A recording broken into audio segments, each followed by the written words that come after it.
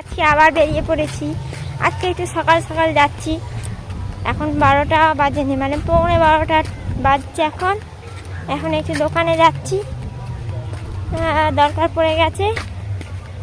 আজকে একটু তাড়াতাড়ি যেতে, আবার বিকেলবেলাও যেতে পারি। আজকে এক জায়গায় কিছু কেনাকাটি আছে,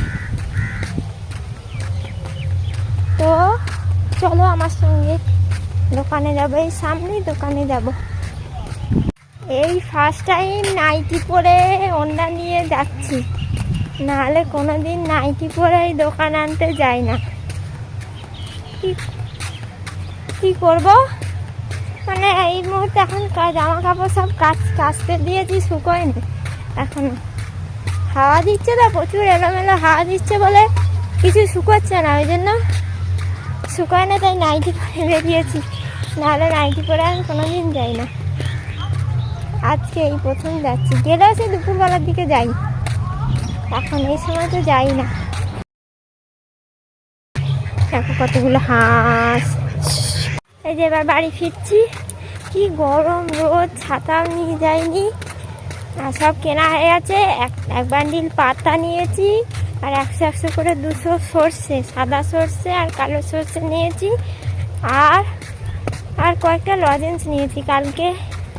কালকে কলকাতা যাব চিকুকে নিয়ে ডাক্তার দেখাতে, শিশু মঙ্গলে। তো এগুলো লাগতে পারে লজেন্সগুলো। আরও সঙ্গে অনেক খাবার নিয়েছি যদিও, তো এই লজেন্সগুলো একটু নিয়ে নিলাম, লাগতে পারে বলে। তো চলো বাড়ি চলে এসেছি। আজকের মতো টাটা, বাই বাই।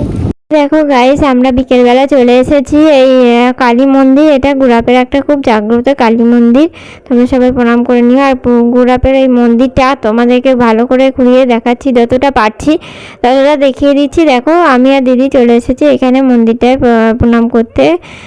এই যে দেখা আছে মন্দির চত্বর পরিবেশ পরিষ্কার রাখুন, কিন্তু কতজন পরিষ্কার রাখে। এই যে দেখো মন্দিরটা খুব সুন্দর করে তৈরি করা আছে, দেখো এইখানে। আর এই যে আমি দিদি চলে এসেছি, এখানে আলো জ্বালিয়ে দিয়েছে। এই নয় যে তারা কালী পুজো দিয়ে আলো জ্বালিয়ে দিয়েছে একবারে। মন্দিরের মাকে দেখাতে পারবো কিনা আমি জানি না, যতদূর সম্ভব হচ্ছে মন্দিরের মায়ের দরজা বন্ধ।